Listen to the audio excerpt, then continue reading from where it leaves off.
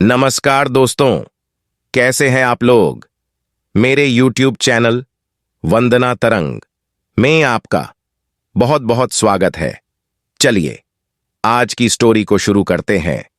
नमस्ते दोस्तों, आज हम फिर एक बार आपको धर्म का ज्ञान सुनाएंगे। गौतम बुद्ध की कुछ ऐसी सच्ची घटनाएं जिसे सुनकर शायद आप भी धर्म की राह पकड़ लो। तो शुरू करते हैं। बुद्ध के पास उनका एक शिष्य आया और बौखलाए स्वर में बोला, जमींदार राम सिंह ने मेरा अपमान किया है, आप सभी चलें, उसे सबक सिखाना होगा। बुद्ध बोले, प्रियवर, सच्चे बौद्ध का अपमान करने की शक्ति किसी में नहीं होती। तुम इस बात को भुला दो। जब प्रसंग भुला दोगे तो अपमान कहां बचा रहेगा। शिष्य ने कहा, उसने आपके प्रति भी अपशब्दों का प्रयोग किया था। आप चलिए तो सही, आपको देखते ही वह शर्मिंदा हो जाएगा और क्षमा मांग लेगा। इससे मैं संतुष्ट हो जाऊंगा। बुद्ध कुछ विचार कर बोले, अच्छा, यदि ऐसी बात है तो मैं अवश्य ही राम जी के पास चलकर उसे समझाने का प्रयास करूंगा। शिष्य ने आतुर होकर कहा, चलिए, नहीं तो रात हो जाएगी। बुद्ध ने कहा, रात आएगी तो क्या, रात के पश्चात दिन भी तो आएगा। यदि तुम वहां चलना आवश्यक ही समझते हो तो मुझे कल याद दिलाना, कल चलेंगे। दूसरे दिन बात आई गई हो गई। शिष्य अपने काम में लग गया और बुद्ध अपनी साधना में लीन हो गए।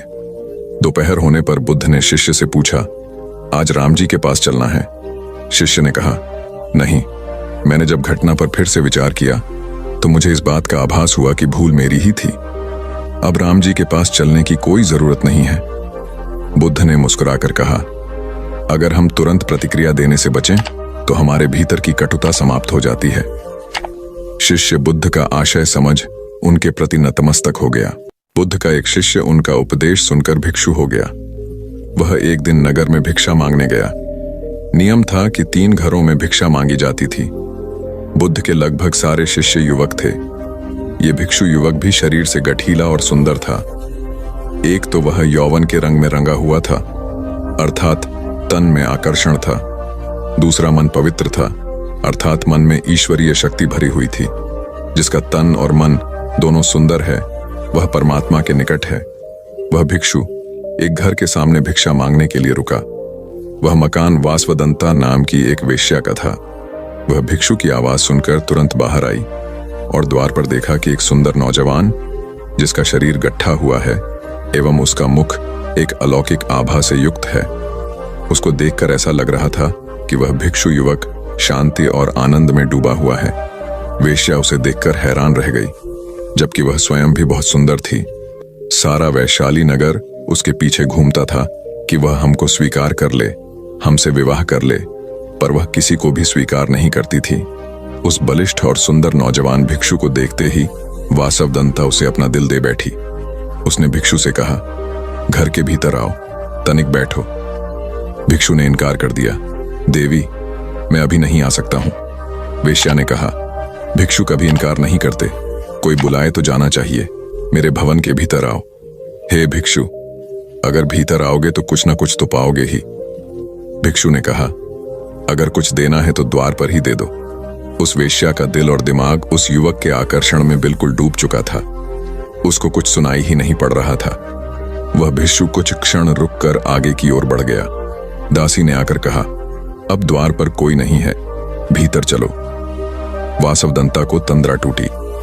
वह बहुत दुखी और पीड़ित हुई। जब स्त्री के प्रणय निवेदन को कोई पुरुष ठुकरा देता है तो उसकी हालत बड़ी खराब हो जाती है। वासवदंता ने अपने जीवन में एक ही बार एक ही पुरुष के प्रति लगाव रखा था।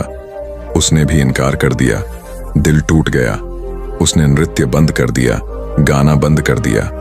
जो दिन भर मुस्कुराती थी और लोगों का मनोरंजन करती थी, वह सुंदरी वासवदंता बिल्कुल मौन हो गई। भवन के द्वार सबके लिए बंद हो गए। वह किसी से भी नहीं मिलती थी।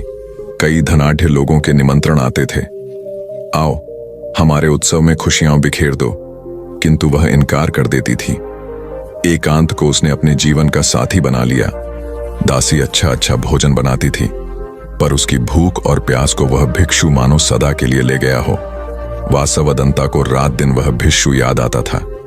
वह बहुत कमजोर हो गई और बीमार रहने लगी। कहते हैं कि चिंता चिता से बड़ी होती है। चिता एक बार जलाती है और चिंता सदैव जलाती रहती है। वह कहीं आती जाती नहीं थी। एक ही स्थान पर लेटे लेटे उसके शरीर में कई जख्म हो गए। उसकी सुंदरता क्रूरता में बदल गई। अब उसे कोई देखना भी पसंद नहीं करता था। बहुत समय के बाद फिर वही भिक्षु उस नगर में पुनः आया। उसे मालूम पड़ा कि वासवदंता बहुत बीमार है, उसकी हालत बहुत खराब है। भिक्षु उसके द्वार पर गया। दासी ने जाकर कहा कि वही भिक्षु आए हैं। वासवदंता ने दासी से कहा, यहां पर मत आने दो। जब मैं सुंदर युवती थी, बहुत खूबसूरत थी, तब मेरा निवेदन स्वीकार न किया। अब मैं बदसूरत और बीमार हो गई हूं। अब मैं इनके सामने कैसे जाऊं? नहीं जा पाऊंगी। पर भिक्षु आ गए। हे देवी, आज तुझे मेरी जरूरत है। उस समय तुमको मेरी जरूरत नहीं थी। उस समय तेरी सुंदरता, तेरे नाच गाने से मोहित होने वाले हजारों थे, किंतु दुख की घड़ी में सब दूर हो जाते हैं। अब तू चिंता न कर, शर्मिंदा मत हो। मैं तेरे पास रहकर तेरी सेवा करूंगा। भिक्षु ने पवित्र भाव से उसकी सेवा की। वासवदंता की वासना मिट गई। उसका विवेक जाग उठा। भिक्षु उसे बुद्ध के पास ले गए। उसने प्रार्थना की, मुझे दीक्षा दो। बुद्ध से दीक्षा पाकर वह भिक्षुणी हो गई। अपना जीवन पतित से पावन कर लिया। बुद्धम शरणम गच्छामि। एक बार की बात है, उपाली बहुत ही धनी व्यक्ति था और गौतम बुद्ध के ही समकालीन एक अन्य धार्मिक गुरु निगंथा नाथपुत्ता का शिष्य था। नाथपुत्ता के उपदेश बुद्ध से अलग प्रकार के थे। उपाली एक बहुत ही विलक्षण वक्ता था और वाद विवाद में भी बहुत ही कुशल था। उसके गुरु ने उसे एक दिन कहा कि वह कर्म के कार्य कारण सिद्धांत पर बुद्ध को बहस की चुनौती दे। एक लंबे और जटिल बहस के बाद बुद्ध उपाली का संदेह दूर करने में सफल रहे और उपाली को बुद्ध से सहमत होना पड़ा कि उसके धार्मिक गुरु के विचार गलत हैं। उपाली बुद्ध के उपदेशों से इतना प्रभावित हो गया कि उसने बुद्ध को तत्काल उसे अपना शिष्य बना लेने का अनुरोध किया। लेकिन उसे आश्चर्य हुआ जब बुद्ध ने उसे यह सलाह दी, प्रिय उपाली, तुम एक ख्याति प्राप्त व्यक्ति हो। पहले तुम आश्वस्त हो जाओ कि तुम अपना धर्म केवल इसलिए नहीं बदल रहे हो कि तुम मुझसे प्रसन्न हो या तुम केवल भावुक होकर यह फैसला कर रहे हो। खुले दिमाग से मेरे समस्त उपदेशों पर फिर से विचार करो और तभी मेरा अनुयायी बनो। चिंतन की स्वतंत्रता की भावना से ओतप्रोत बुद्ध के इस विचार को सुनकर उपाली और भी प्रसन्न हो गया। उसने कहा, प्रभु, यह आश्चर्य की बात है कि आपने मुझे पुनर्विचार करने के लिए कहा। कोई अन्य गुरु तो मुझे बेहिचक मुझे अपना शिष्य बना लेता। इतना ही नहीं, वह तो धूमधाम से सड़कों पर जुलूस निकालकर इसका प्रचार करता कि देखो, इस करोड़पति ने अपना धर्म त्याग कर मेरा धर्म अपना लिया है। अब तो मैं और भी आश्वस्त हो गया। कृपया मुझे अपना अनुयायी स्वीकार करें। बुद्ध ने उपाली को अपने साधारण अनुयायी के रूप में स्वीकार तो कर लिया, लेकिन उसे यह सलाह दी, प्रिय उपाली, हालांकि तुम अब मेरे अनुयायी बन चुके हो, लेकिन तुम्हें अब भी सहिष्णुता और करुणा का परिचय देना चाहिए। अपने पुराने गुरु को भी दान देना जारी रखो, क्योंकि वह अभी भी तुम्हारी सहायता पर आश्रित है। एक तरह का सुख तो मिलेगा, लेकिन यह भी बहुत दूर जाने वाला नहीं है। इसीलिए बुद्ध ने कहा, समाधि में सुख है, बुद्धोत्पाद में सुख है। यह तो परम व्याख्या हुई सुख की। फिर यह भी तो हुआ नहीं है। तो उनके वचन सुनो, उनके पास उठो बैठो, जिनके भीतर यह क्रांति घटी है, जिनके भीतर यह सूरज निकला है, जिनका प्रभात हो गया है। जहां सूर्योदय हुआ है उनके पास रमो। इसमें सुख है, मगर इसमें ही रुक मत जाना। ध्यान रखना कि जो उनको हुआ है वह तुम्हें भी करना है। उस करने के उपाय का नाम समाधि है। सुनो बुद्धों को और चेष्टा करो बुद्धों जैसे बनने की। उस चेष्टा का नाम समाधि है। उस चेष्टा का फल है बुद्धोत्पोध। सुनो बुद्धों के वचन, फिर बुद्धों जैसे बनने की चेष्टा में लगना ध्यान, समाधि, योग। और जिस दिन बन जाओ उस दिन परम सुख। एक दिन बुद्ध प्रातः भिक्षुओं की सभा में पधारे। सभा में प्रतीक्षारत उनके शिष्य यह देख चकित हुए कि बुद्ध पहली बार अपने हाथ में कुछ लेकर आए थे। उनके हाथ में एक रूमाल था। बुद्ध के हाथ में रूमाल देखकर सभी समझ गए कि इसका कुछ विशेष प्रयोजन होगा। बुद्ध अपने आसन पर विराजे। उन्होंने किसी से कुछ न कहा और रूमाल में कुछ दूरी पर 5 गांठें लगा दी। सब उपस्थित यह देख मन में सोच रहे थे कि अब बुद्ध क्या करेंगे, क्या कहेंगे। बुद्ध ने उनसे पूछा, कोई मुझे यह बता सकता है कि क्या यह वही रूमाल है जो गांठें लगने के पहले था? शारिपुत्र ने कहा, इसका उत्तर देना कुछ कठिन है। एक तरह से देखें तो रूमाल वही है, क्योंकि इसमें कोई परिवर्तन नहीं हुआ है। दूसरी दृष्टि से देखें तो पहले इसमें 5 गांठ नहीं लगी थी, अतः यह रूमाल पहले जैसा नहीं रहा। और जहां तक इसकी मूल प्रकृति का प्रश्न है, वह अपरिवर्तित है। इस रूमाल का केवल बाह्य रूप ही बदला है, इसका पदार्थ और इसकी मात्रा वही है। तुम सही कहते हो शारिपुत्र, बुद्ध ने कहा। अब मैं इन गांठों को खोल देता हूं। यह कहकर बुद्ध रूमाल के दोनों सिरों को एक दूसरे से दूर खींचने लगे। तुम्हें क्या लगता है शारिपुत्र, इस प्रकार खींचने पर क्या मैं इन गांठों को खोल पाऊंगा? नहीं तथागत, इस प्रकार तो आप इन गांठों को और अधिक सघन और सूक्ष्म बना देंगे और ये कभी नहीं खुलेंगी, शारिपुत्र ने कहा। ठीक है, बुद्ध बोले। अब तुम मेरे अंतिम प्रश्न का उत्तर दो कि इन गांठों को खोलने के लिए मुझे क्या करना चाहिए। शारिपुत्र ने कहा, तथागत, इसके लिए मुझे सर्वप्रथम निकटता से यह देखना होगा कि ये गांठें कैसे लगाई गई हैं। इसका ज्ञान किए बिना मैं इन्हें खोलने का उपाय नहीं बता सकता। तुम सत्य कहते हो शारिपुत्र, तुम धन्य हो, क्योंकि यही जानना सबसे आवश्यक है। आधारभूत प्रश्न यही है। जिस समस्या में तुम पड़े हो, उससे बाहर निकलने के लिए यह जानना जरूरी है कि तुम उसे ग्रस्त क्यों कर हुए। यदि तुम यह बुनियादी व मौलिक परीक्षण नहीं करोगे तो संकट अधिक ही गहराएगा। लेकिन विश्व में सभी ऐसा ही कर रहे हैं। वे पूछते हैं, हम काम, क्रोध, लोभ, मोह, अहंकार, परिग्रह आदि आदि वृत्तियों से बाहर कैसे निकलें, लेकिन वे यह नहीं पूछते कि हम इन वृत्तियों में कैसे पड़े। कई दिनों के विहार के बाद भगवान बुद्ध मगध की राजधानी राजगृह से प्रस्थान करने वाले थे। लोगों को जब यह पता चला तो वे उनके लिए भेंट आदि लेकर उनके दर्शनों के लिए आने लगे। अपने शिष्यों के साथ बैठे हुए बुद्ध लोगों की भेंट स्वीकार कर रहे थे। सम्राट बिंबिसार ने उन्हें भूमि, खाद्य, वस्त्र, वाहन आदि प्रदान किए। नगर सेठों ने भी धन धान्य और सुवर्ण आभूषण उनके चरणों में अर्पित कर दिए। सभी के दान को स्वीकार करने के लिए बुद्ध अपना दायां हाथ उठाकर स्वीकृति इंगित कर देते थे। भीड़ में एक वृद्धा भी थी। वह बुद्ध से बोली, भगवान, मैं बहुत निर्धन हूं, मेरे पास आपको देने के लिए कुछ भी नहीं है। आज मुझे पेड़ से एक आम गिरा हुआ मिल गया। मैं उसे खा रही थी, तभी मैंने आपके प्रस्थान करने का समाचार सुना। उस समय तक मैं आधा आम खा चुकी थी। मैं भी आपको कुछ अर्पित करना चाहती हूँ, लेकिन मेरे पास इस आधे खाए हुए आम के सिवा कुछ भी नहीं है। इसे ही मैं आपको भेंट करना चाहती हूँ। कृपया मेरी भेंट स्वीकार करें। वहां उपस्थित अपार जनसमुदाय, राजा, महाराजाओं और सेठों ने देखा कि भगवान बुद्ध अपने आसन से उठकर नीचे आए और उन्होंने दोनों हाथ फैलाकर वृद्धा का आधा आम स्वीकार किया। सम्राट बिंबिसार ने चकित होकर बुद्ध से पूछा, भगवान, एक से बढ़कर एक अनुपम और बहुमूल्य उपहार तो आपने केवल हाथ हिलाकर ही स्वीकार कर लिए, लेकिन इस बुढ़िया के झूठे आम को लेने के लिए आप आसन से नीचे उतरकर आ गए। इसमें ऐसी कौन सी विशेषता है? बुद्ध मुस्कुराकर बोले, इस वृद्धा ने मुझे अपनी समस्त पूंजी दे दी है। आप लोगों ने मुझे जो कुछ भी दिया है वह तो आपकी संपत्ति का कुछ अंश ही है, और उसके बदले में आपने दान करने का अहंकार भी अपने मन में रखा है। इस वृद्धा ने मेरे प्रति अपार प्रेम और श्रद्धा रखते हुए मुझे सर्वस्व अर्पित कर दिया है, फिर भी उसके मुख पर कितनी नम्रता और करुणा है। तथागत यह भी कहते थे कि सबसे पहले व्यक्ति को खुद की पहचान करनी चाहिए। दूसरों की बजाय व्यक्ति खुद के बारे में ज्यादा जानता है। उनका मत था कि बुराई से घृणा करो, बुरे व्यक्ति से नहीं। एक बार की बात है, किसी गांव के पास बहती नदी के किनारे बुद्ध बैठे थे। किनारे पर पत्थरों की भरमार थी, पर छोटी सी वह नदी अपनी तरल धारा के कारण आगे बढ़ती ही जा रही थी। बुद्ध ने विचार किया कि यह छोटी सी नदी अपनी तरलता के कारण कितनों की प्यास बुझाती है, लेकिन भारी भरकम पत्थर एक ही स्थान पर पड़े रहते हैं और दूसरों के मार्ग में बाधक बनते रहते हैं।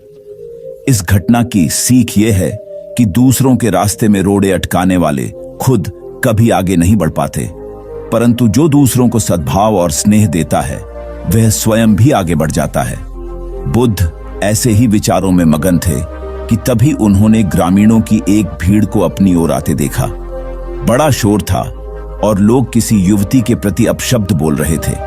तथागत ने देखा कि लोग एक युवती को घसीट कर ला रहे थे और उसको गाली भी दे रहे थे। भीड़ के नजदीक आने पर बुद्ध ने लोगों से युवती को पीटने और अपशब्द कहने का कारण पूछा। लोगों ने कहा कि यह स्त्री व्यभिचारी है और हमारे समाज का नियम है कि यदि व्यभिचारी स्त्री पकड़ी जाए तो उसे पत्थरों से कुचलकर मार डालना चाहिए। तथागत ने युवती की ओर देखा और कहा, जो तुम चाहते हो वही करो, पर मेरी एक शर्त है कि पत्थर मारने का अधिकारी वही है जिसने कभी व्यभिचार न किया हो और न ही उसके मन में ऐसे विचार कभी आए हों। इतना कहकर तथागत शांत हो गए। चारों ओर मौन था। कुछ समय बाद लोगों की भीड़ मन में पश्चाताप का भाव लिए हुए वहां से विदा हो गई। इस घटना से यही सत्य उभरता है कि हम खुद अपने प्रति न्याय कर सकते हैं, दूसरों के प्रति नहीं, क्योंकि हमारी जानकारी दूसरों के विषय में अधूरी होती है। यदि हम किसी के प्रति न्याय करना चाहते हैं तो उसे ऐसा प्यार और स्नेह मिलना चाहिए कि खुद ही अपने दोषों को स्वीकार कर ले। गौतम बुद्ध कहते हैं, अतीत पे ध्यान मत दो, भविष्य के बारे में मत सोचो, अपने मन को वर्तमान क्षण पे केंद्रित करो। गौतम बुद्ध ने कहा है, जैसे मोमबत्ती बिना आग के नहीं जल सकती, मनुष्य भी आध्यात्मिक जीवन के बिना नहीं जी सकता। किसी विवाद में हम जैसे ही क्रोधित होते हैं, हम सच का मार्ग छोड़ देते हैं और अपने लिए प्रयास करने लगते हैं। जो 50 लोगों से प्रेम करता है उसके 50 संकट हैं। वो जो किसी से प्रेम नहीं करता उसके एक भी संकट नहीं है। सत्य नहीं हो तो समस्याएं होती हैं और प्रश्न होते हैं। वे तुम्हारे झूठ से पैदा होते हैं। तुम्हारे स्वप्न, तुम्हारी नींद से वे पैदा होते हैं। जब तुम सत्य, प्रामाणिक, मौन, समग्र होता हो, वे तिरोहित हो जाते हैं। मेरी समझ ऐसी है कि मन की एक अवस्था है जहां केवल प्रश्न होते हैं और मन की एक अवस्था है जहां केवल उत्तर होते हैं, और वे कभी साथ साथ नहीं होते। यदि तुम अभी भी पूछ रहे हो तो तुम उत्तर नहीं ग्रहण कर सकते। मैं उत्तर दे सकता हूं लेकिन तुम उसे ले नहीं सकते। यदि तुम्हारे भीतर प्रश्न उठने बंद हो गए हैं तो मुझे उत्तर देने की कोई जरूरत नहीं है। तुम्हें उत्तर मिल जाता है। किसी प्रश्न का उत्तर नहीं दिया जा सकता है। मन की एक ऐसी अवस्था उपलब्ध करनी होती है जहां कोई प्रश्न नहीं उठते। मन की प्रश्न रहित अवस्था ही एकमात्र उत्तर है। यही तो ध्यान की पूरी प्रक्रिया है। प्रश्नों को गिरा देना, भीतर चलती बातचीत को गिरा देना। जब भीतर की बातचीत रुक जाती है तो ऐसा असीम मौन छा जाता है। उस मौन में हर चीज का उत्तर मिल जाता है। हर चीज सुलझ जाती है, शाब्दिक रूप से नहीं, अस्तित्वगत रूप में सुलझ जाती है।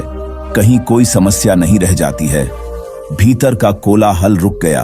वह बिल्कुल भूल गया कि कब 1 वर्ष बीत गया। कौन फिक्र करता है? जब प्रश्न ही न रहे तो कौन उत्तरों की फिक्र करता है? एक दिन अचानक बुद्ध ने पूछा, यह वर्ष का अंतिम दिन है। इसी दिन तुम 1 वर्ष पहले यहां आए थे और मैंने तुम्हें वचन दिया था कि 1 वर्ष बाद तुम जो पूछोगे मैं उत्तर दूंगा। मैं उत्तर देने को तैयार हूं। अब तुम प्रश्न पूछो। मौलुंग पुत्र हंसने लगा और उसने कहा, आपने मुझे भी धोखा दिया। वह सारिपुत्र ठीक कहता था। अब कोई प्रश्न ही पूछने के लिए नहीं रहा तो मैं क्या पूछूं? मेरे पास पूछने के लिए कुछ भी नहीं है। असल में यदि तुम सत्य नहीं हो तो समस्याएं होती हैं और प्रश्न होते हैं। वे तुम्हारे झूठ से पैदा होते हैं। तुम्हारे स्वप्न, तुम्हारी नींद से वे पैदा होते हैं। जब तुम सत्य, प्रामाणिक, मौन, समग्र होता हो, वे तिरोहित हो जाते हैं। मेरी समझ ऐसी है कि मन की एक अवस्था है जहां केवल प्रश्न होते हैं और मन की एक अवस्था है जहां केवल उत्तर होते हैं, और वे कभी साथ साथ नहीं होते। यदि तुम अभी भी पूछ रहे हो तो तुम उत्तर नहीं ग्रहण कर सकते। मैं उत्तर दे सकता हूं लेकिन तुम उसे ले नहीं सकते। यदि तुम्हारे भीतर प्रश्न उठने बंद हो गए हैं तो मुझे उत्तर देने की कोई जरूरत नहीं है। तुम्हें उत्तर मिल जाता है। किसी प्रश्न का उत्तर नहीं दिया जा सकता है। मन की एक ऐसी अवस्था उपलब्ध करनी होती है जहां कोई प्रश्न नहीं उठते। मन की प्रश्न रहित अवस्था ही एकमात्र उत्तर है।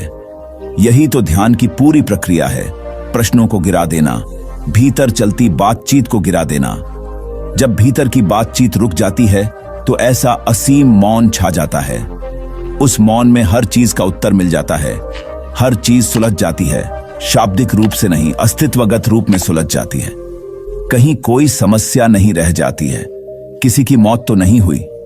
यह सुनकर घर के लोग आश्चर्य से कहने लगे, गौतमी, ये तू क्या कह रही है? यहां कितने आदमी मर चुके हैं, इसका कोई हिसाब है? गौतमी, तो मैं आपके घर से सरसों न लूंगी। गौतमी दूसरे घर गई।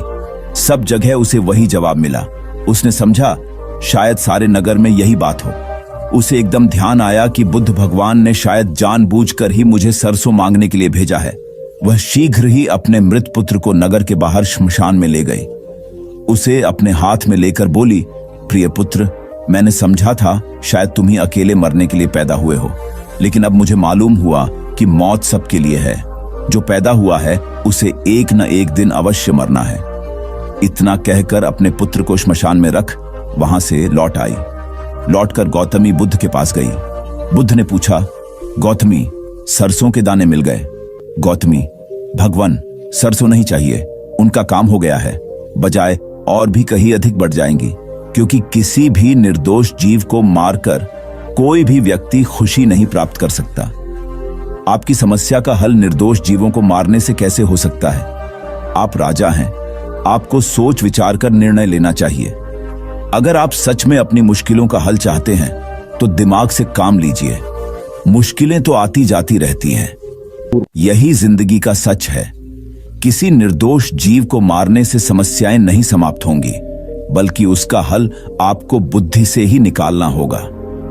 बुद्ध की बात सुनकर अजातशत्रु उनके चरणों में गिर पड़े और अपनी भूल की क्षमा मांगने लगे। अजातशत्रु ने ऐलान करा दिया कि अब से उनके राज्य में किसी निर्दोष जीव की हत्या नहीं की जाएगी। दिन एक शिक्षित युवक बुद्ध के पास आया। उसने बुद्ध को प्रणाम कर अपनी जिज्ञासा रखी। गुरुजी, आप ईश्वर की बात करते हैं, क्या आपने ईश्वर के दर्शन किए हैं जो आप साधिकार इस विषय पर इतना कुछ कह पाते हैं? बुद्ध ने कुछ नहीं कहा और स्नेहपूर्वक उसके सिर पर हाथ फेर दिया। युवक ने समझा कि बुद्ध के पास मेरे प्रश्न का उत्तर नहीं है। फिर उन्होंने कहा, आओ हम कुछ देर यहाँ के बगीचे में घूमें। बगीचे में गुलाब और रजनीगंधा के सुगंधित फूल लगे थे। युवक बोला, गुरुजी, इन फूलों की सुगंध से सारा वातावरण महक रहा है। बुद्ध ने कहा, वत्स, तुम ठीक कहते हो, किंतु एक बात बताओ कि यह सुगंध तुम्हें दिखाई दे रही है? युवक बोला, जी नहीं, सुगंध तो अनुभव की जाती है। तब बुद्ध ने कहा, बस यही तुम्हारे प्रश्न का उत्तर है। तुम्हारे शरीर में जब कभी कहीं चोट लगती है तो दर्द होता है। क्या इस दर्द को तुम देख सकते हो? युवक बोला, नहीं, वह भी अनुभूत ही होता है। बुद्ध ने अंतिम रूप से युवक का समाधान करते हुए कहा, आत्मा और परमात्मा के साथ भी यही बात है। आत्मा को परमात्मा की अनुभूति के द्वारा उसका साक्षात्कार होता है, न कि स्थूल नेत्रों से। युवक अब पूर्णतः संतुष्ट था। बुद्ध का आभार मानते हुए वह चला गया। परमात्मा सदैव अनुभूति के स्तर पर ही घटता है, और यह घटना तब होती है जब मन पूर्णतः निर्लिप्त तथा संभव को प्राप्त हो चुका हो। महात्मा बुद्ध नदी के किनारे एकांत में अपनी कुटिया में रहते थे। उन्होंने कुटिया के चारों ओर हरे भरे वृक्ष लगा रखे थे, जिन पर सुबह शाम पक्षियों का कलरव गूंजता रहता था। प्रकृति का यह मधुर सान्निध्य महात्मा बुद्ध को सदैव आनंदित रखता था। पक्षी और पेड़ पौधे तो मानो उनका परिवार ही बन गए थे। एक दिन महात्मा बुद्ध प्रातःकालीन उठे ही थे कि द्वार पर उन्हें एक सेठ जी खड़े नजर आए। उन्हें चिंताग्रस्त देख महात्मा बुद्ध ने उनसे समस्या जाननी चाहिए। सेठ जी बोले, महाराज, मेरे पास विशाल संपदा है, भरा पूरा परिवार है और मुझे कोई रोग भी नहीं है। फिर भी मुझे नींद नहीं आती, रात भर करवटें ही बदलता रहता हूं। महात्मा बुद्ध ने आत्मीयता से सेठ जी के सिर पर हाथ फेरकर कहा, सेठ, तुम्हारे पास सब कुछ भले ही हो, किंतु वह नहीं है जो नींद के लिए आवश्यक है। सेठ ने पूछा, वह क्या है महाराज? महात्मा बोले, तुम चारों ओर चिंताओं से घिरे हो। धन संपत्ति की चिंता, व्यापार व्यवसाय की चिंता, परिवार की चिंता। स्मरण रखो कि चिंता चयन में शत्रुता है। सेठ ने इससे बचने का उपाय पूछा तो उन्होंने कहा, तुम प्रकृति से शिक्षा ग्रहण करो। पेड़ पौधे, फूल, पानी और प्रकाश के रूप में उसकी अनंत संपदा चारों ओर बिखरी हुई है, किंतु वह चिंता मुक्त है। अपनी इस दौलत को पूरी दुनिया पर दोनों हाथों से सत्ता लुटाती रहती है। तुम यदि उससे प्रेरणा लेकर अपना जीवन भी उसके अनुरूप बना लोगे तो तुम्हें न केवल नींद आएगी बल्कि अतीव शांति महसूस होगी। सेठ ने महात्मा बुद्ध की बात का मर्म समझा और लोक कल्याण की राह पर चल पड़ा। धन और ज्ञान देने से बढ़ते ही हैं, इसलिए इनके संग्रह के साथ साथ इनके दान की वृत्ति भी रखनी चाहिए। एक गरीब किसान गौतम बुद्ध का बहुत बड़ा भक्त था। एक दिन वह बुद्ध के पास आया और अपने गांव आने का आग्रह किया। बुद्ध उसके गांव पहुंचे तो सारा गांव उन्हें देखने व सुनने के लिए उमड़ पड़ा, किंतु वह किसान नहीं आया। हुआ यह कि उसी दिन किसान के बैलों की जोड़ी कहीं खो गई। किसान इस दुविधा में रहा कि बुद्ध का प्रवचन सुने या अपने बैलों को खोजे। काफी सोचने के बाद उसने अपने बैलों को खोजने का निर्णय किया। घंटों भटकने के बाद बैल मिले। थका हारा किसान घर आया और भोजन कर सो गया। अगले दिन वह अति संकोच से क्षमा प्रार्थी बन बुद्ध के पास पहुंचा तो वे बड़े स्नेह से बोले, मेरी दृष्टि में यह किसान मेरा सच्चा अनुयायी है। इसने उपदेश से अधिक महत्व कर्म को दिया। यदि यह कल बैलों को न ढूंढते हुए उपदेश सुनता तो मेरी बातें इसकी समझ में नहीं आती, क्योंकि मन बैलों में अटका रहता। इसने कर्म को महत्व देकर प्रशंसनीय काम किया। सार यह है कि हम जहां जिस भूमिका में हों उसका ईमानदारी से निर्वाह करें। यही सच्ची आध्यात्मिकता है, क्योंकि प्रत्येक धर्म कर्म को ही सर्वोपरि महत्व देता है। गौतम बुद्ध को उनके अनुयायी यदि स्नेह से कहीं बुलाते तो वे अवश्य जाते। फिर जब बुद्ध पहुंचते तो श्रोताओं की भारी भीड़ उमड़ पड़ती। बुद्ध के वचनों में जो अमृतत्व होता था उसका पान करना सभी को प्रीतिकर लगता था। उनके उपदेशों में ऐसा कुछ अवश्य होता था जिससे गंभीर समस्याएं सुलझ जाती और कुछ न कुछ सार्थक भी प्राप्त हो। सार यह है कि हम जहां जिस भूमिका में हो उसका ईमानदारी से निर्वाह करें। यही सच्ची आध्यात्मिकता है, क्योंकि प्रत्येक धर्म कर्म को ही सर्वोपरि महत्व देता है। गौतम बुद्ध के पास उनका प्रिय शिष्य पूर्ण पहुंचा। बुद्ध ध्यानावस्था में बैठे थे। पूर्ण के पहुंचने पर उन्होंने आंखें थोड़ी सी खोली और पूर्ण से आने का कारण पूछा तो उसने कहा, मैं धर्म प्रचार के लिए जाना चाहता हूं, आपकी आज्ञा चाहिए। बुद्ध मुस्कुराए और कहा कि पूर्ण, धर्म की राह बहुत मुश्किल है। तुम लोगों को अच्छी बातें बताने जाओगे और लोग तुम पर नाराज होंगे। हो सकता है कि अपशब्द भी कहे। इस पर पूर्ण ने कहा, कोई बात नहीं, मैं यह सोचकर उनकी बातों पर ध्यान नहीं दूंगा कि उन्होंने अपशब्द ही कहे, पिटाई तो नहीं की। बुद्ध बोले, हो सकता है कि कुछ लोग हाथ उठा दें। पूर्ण ने कहा, तब मैं यह सोचकर उन्हें क्षमा कर दूंगा कि उन्होंने मुझ पर शस्त्रों से प्रहार तो नहीं किया।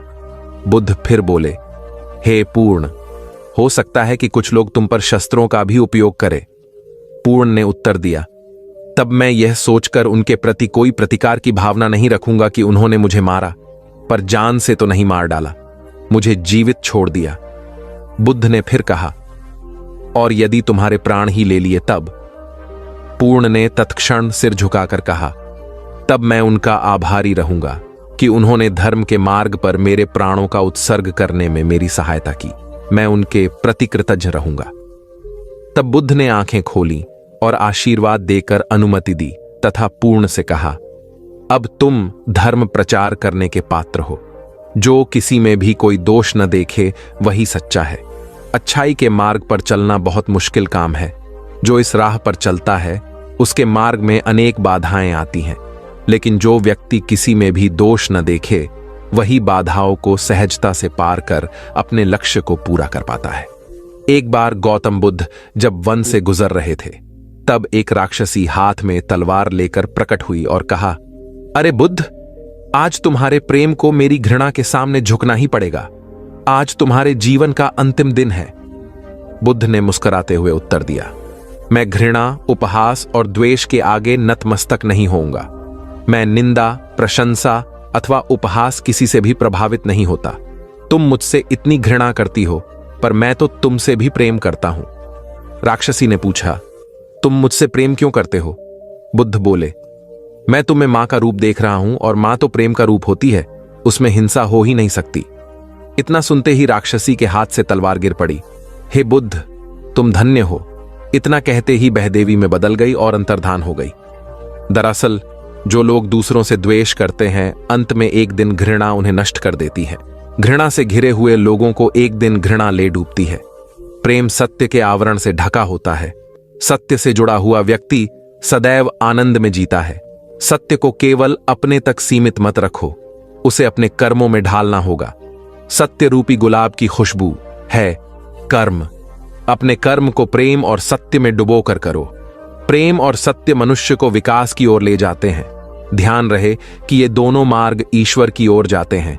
इस मार्ग पर चलने वाले सहज में ही आनंद और शांति को पा लेते हैं। गौतम बुद्ध भ्रमण करते हुए वैशाली नगर के वन विहार में पहुंचे। उनके आगमन का समाचार पूरे नगर में फैल गया। कुछ ही समय में मानो पूरा नगर उनके दर्शन के लिए उमड़ पड़ा। बड़े व्यापारी, शिक्षाविद, समाज सेवी, अधिकारी और राज परिवार से जुड़े कई वरिष्ठ भी वहां पहुंचे। सभी की भावना थी कि तथागत बुद्ध अपने शिष्यों सहित उनके निवास पर पहुंचे एवं भोज का आमंत्रण स्वीकारें।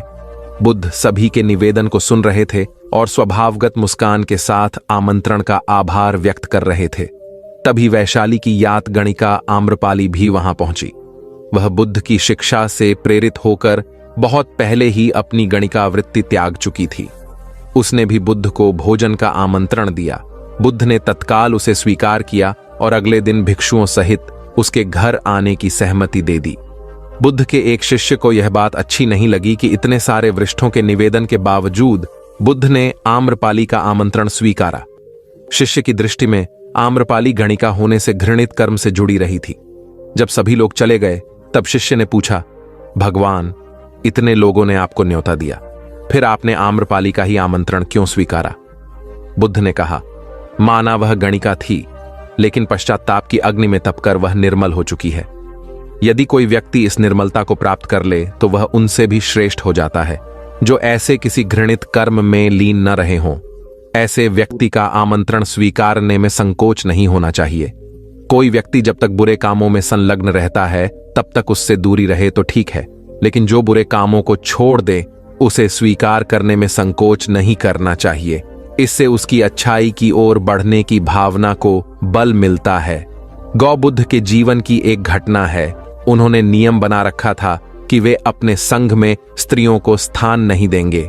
स्त्रियों के लिए भिक्षु होने की दीक्षा उन्होंने वर्जित कर रखी थी। एक समय गौतम बुद्ध एक गांव में ठहरे हुए थे। वहां महाप्रजापति गौतमी उनके पास पहुंची। उन्होंने बुद्ध से कहा, आप स्त्रियों को भी दीक्षा दें। किंतु बुद्ध ने अस्वीकार कर दिया। अनेक स्त्रियां इकट्ठी हुईं और उन्होंने विचार किया कि कैसे गौतम बुद्ध से स्वीकृति प्राप्त की जाए। स्त्रियों ने निर्णय लिया कि स्वयं सेविकाएं बनकर गौतम बुद्ध के समक्ष पहुंचा जाए। गौतमी ने अपने बाल काटे, भिक्षु के वस्त्र पहने और अनेक स्त्रियों के साथ बुद्ध के सामने पहुंच गई। उनकी यह मांग थी कि स्त्रियों को भी दीक्षा दी जाए। बुद्ध ने उनकी बात को स्वीकार नहीं किया। स्त्रियां निराश हुईं। जब बुद्ध के एक शिष्य आनंद ने स्त्रियों को देखा, उनके पांव सूजे हुए थे, उन पर धूल चढ़ी हुई थी, उनकी आंखों से आंसू बह रहे थे। उन्होंने पूछा, क्या बात है? स्त्रियों ने कहा, बुद्ध उनके धर्म और नियम के अनुसार हमें भिक्षु होने की दीक्षा नहीं दे रहे हैं। जब आनंद ने व्यक्तिगत रूप से बुद्ध से निवेदन किया, बुद्ध को उन्होंने याद दिलाया, इस समय यह सामाजिक मान्यता है कि स्त्रियां मोक्ष की अधिकारी नहीं हैं, पुरुषों के मुकाबले निम्न हैं। तो क्या आप भी यह मानते हैं और इसलिए उन्हें दीक्षित नहीं कर रहे हैं? बुद्ध का उत्तर था, मुझे गलत न समझा जाए। मेरी मान्यता है कि पुरुष की तरह ही स्त्री भी निर्वाण प्राप्त कर सकती है, लेकिन मैं कुछ व्यावहारिक कारणों से स्त्रियों को संघ में शामिल करने और दीक्षा देने की स्वीकृति प्रदान नहीं कर रहा हूं। आनंद का उत्तर था, सिद्धांत और व्यवहार में परिवर्तन करना चाहिए।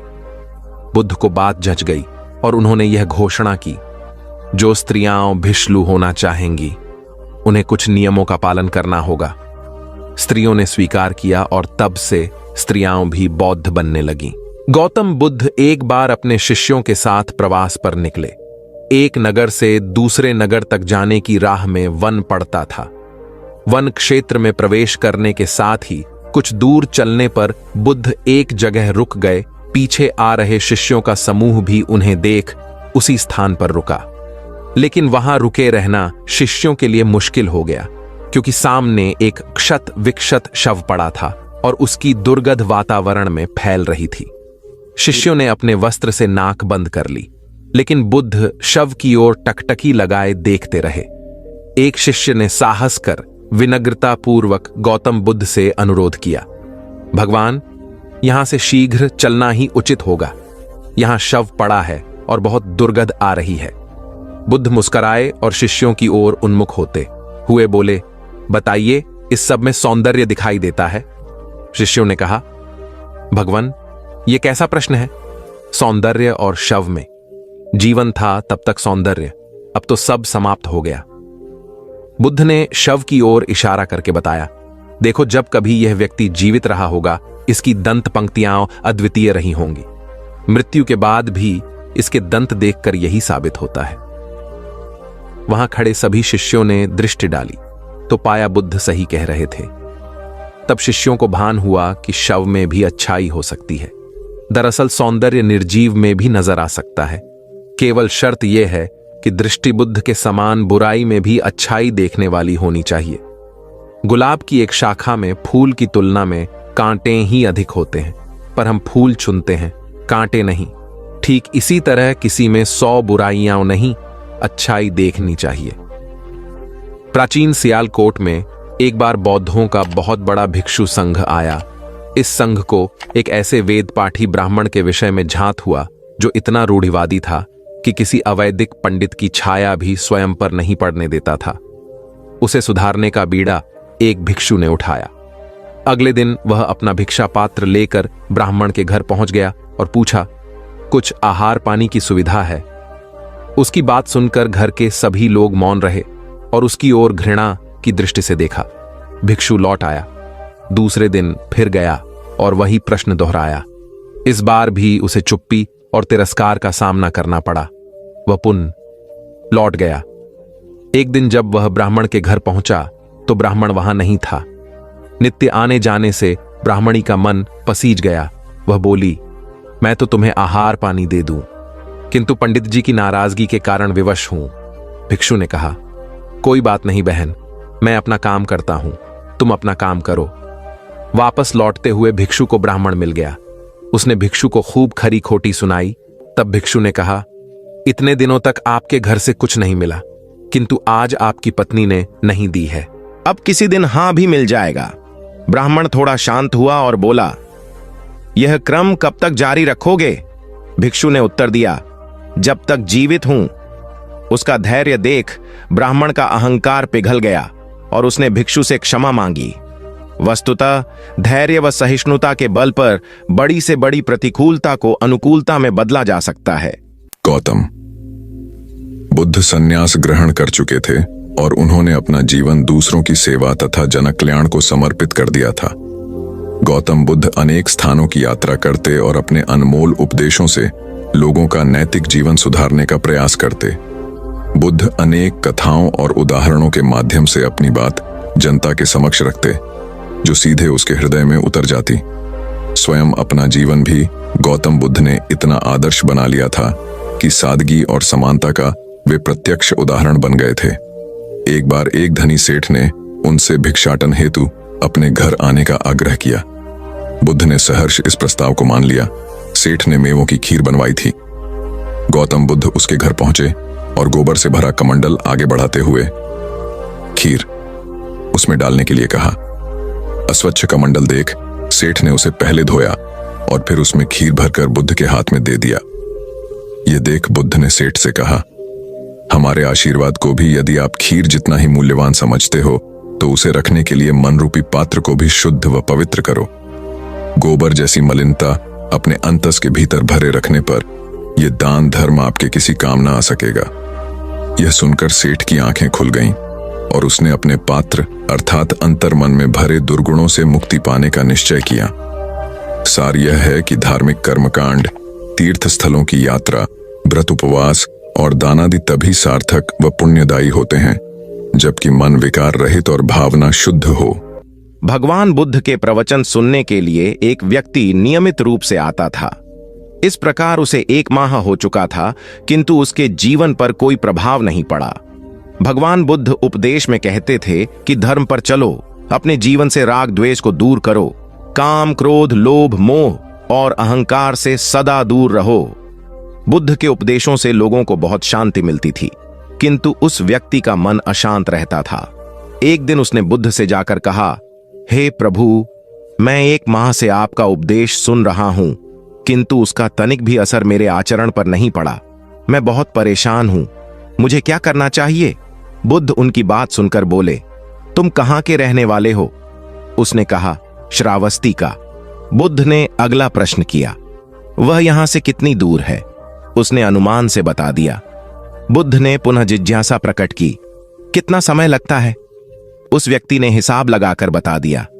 बुद्ध ने कहा, अब बताओ कि क्या तुम यहां पर बैठे बैठे ही अपने घर पहुंच सकते हो? उसने कहा, यह कैसे हो सकता है?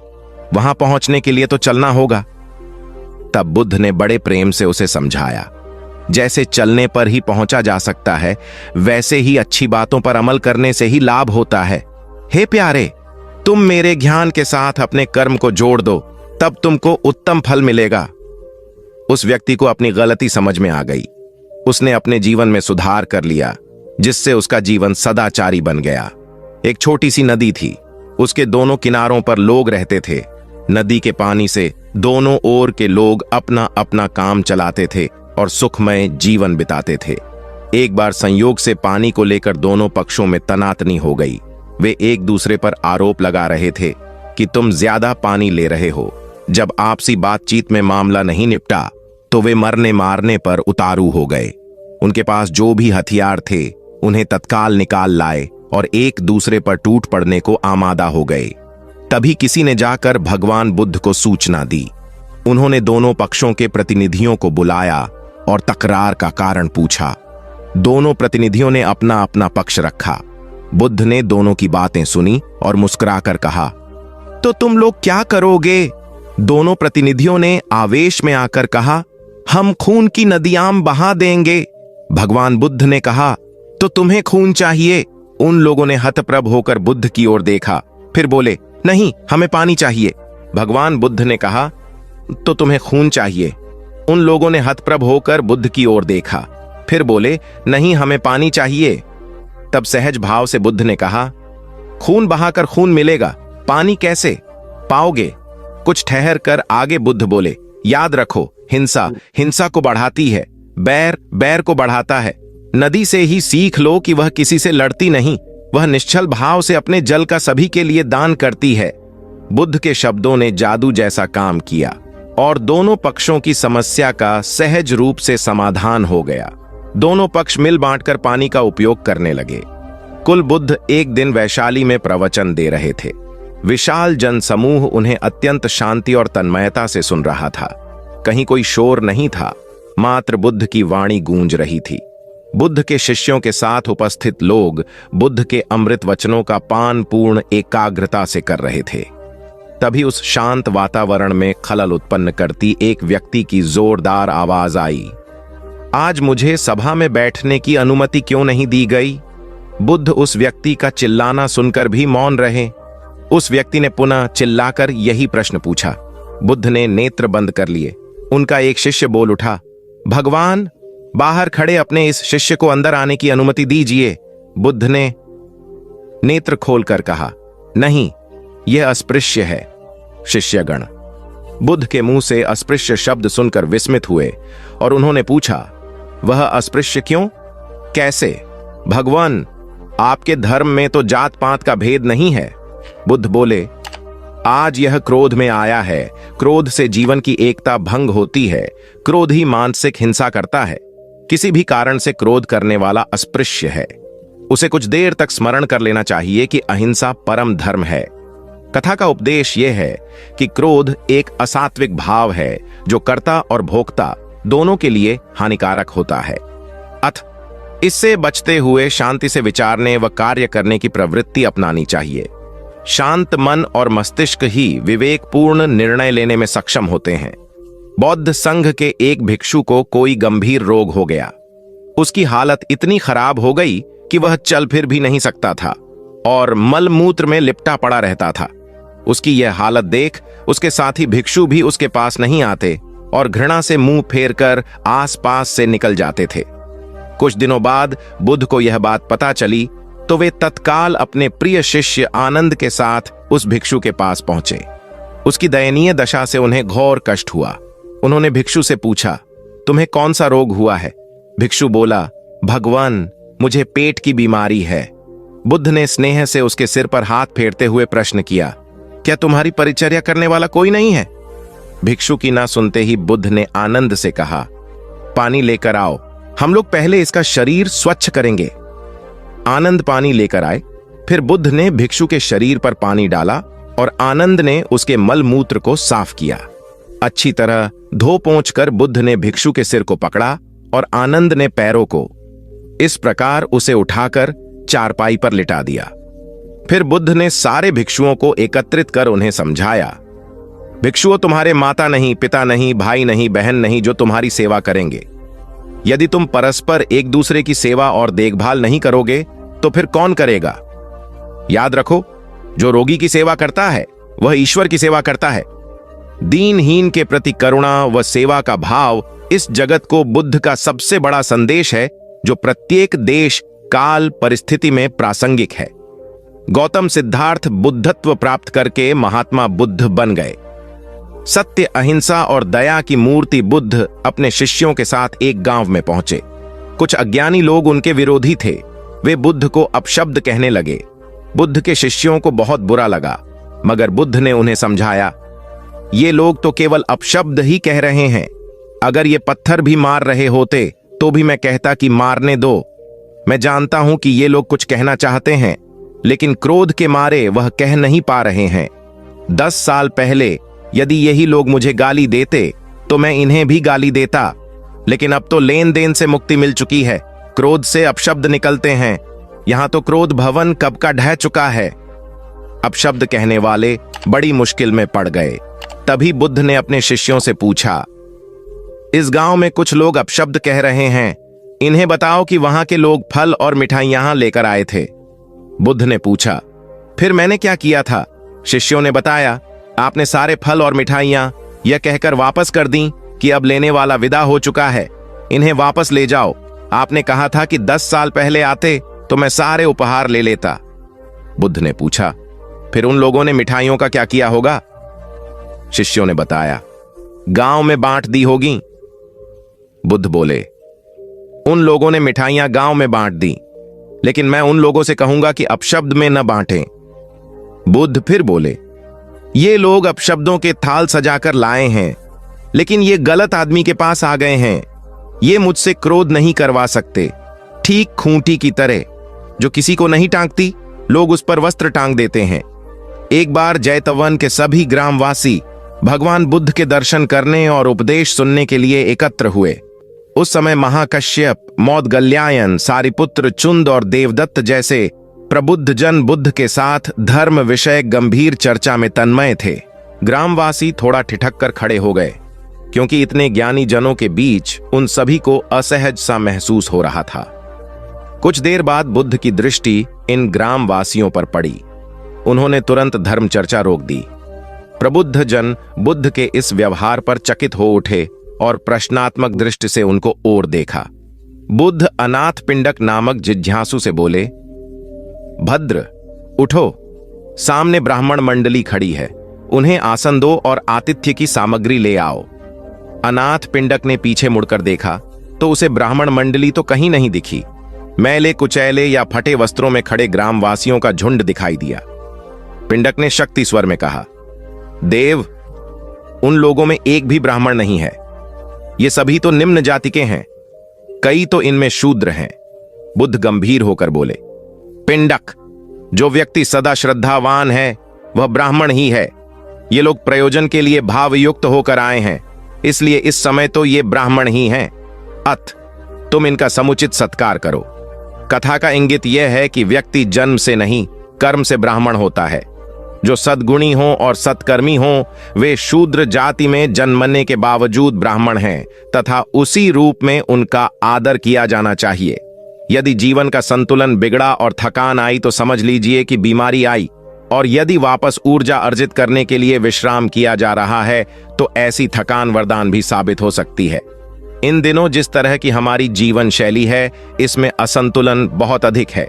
सुबह उठने से लेकर रात को सोने तक शरीर की कुछ नियमित क्रियाएं हैं, आदमी उसे भूल गया है। गौतम बुद्ध बहुत काम करते पर कभी थकते नहीं थे। आज भी कई साधु संत उतना ही परिश्रम कर रहे हैं जितना एक कॉर्पोरेट जगत का सफल व्यक्ति करता है, और जब वे रात को सोते हैं तो पूरी बेफिक्री के साथ। बुद्ध से उनके शिष्यों ने एक बार पूछा था, आप थकते नहीं?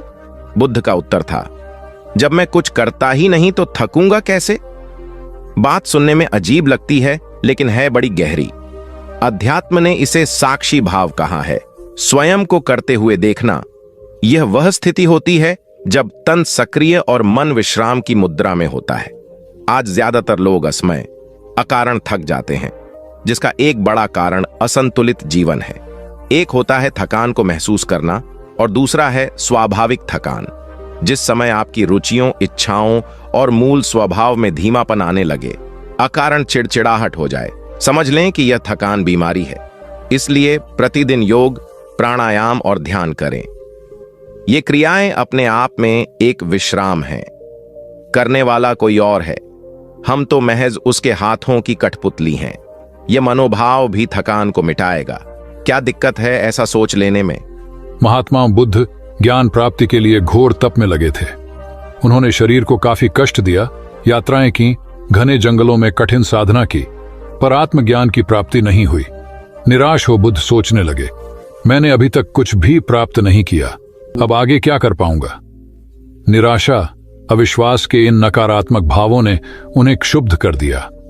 कुछ ही क्षणों के बाद उन्हें प्यास लगी। वे थोड़ी दूर स्थित एक झील तक पहुंचे।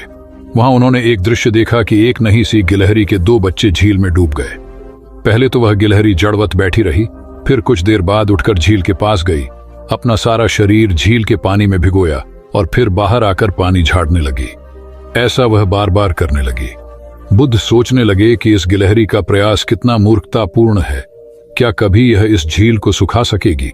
किंतु गिलहरी का यह क्रम लगातार जारी था। बुद्ध को लगा मानो गिलहरी कह रही हो कि यह झील कभी खाली होगी या नहीं, यह मैं नहीं जानती, किंतु मैं अपना प्रयास नहीं छोड़ूंगी।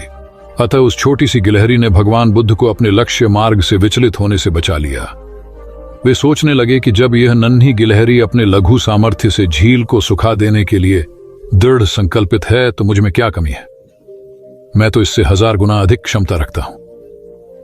यह सोचकर गौतम बुद्ध पुनः अपनी साधना में लग गए और एक दिन बोधिवृक्ष तले उन्हें ज्ञान का आलोक प्राप्त हुआ।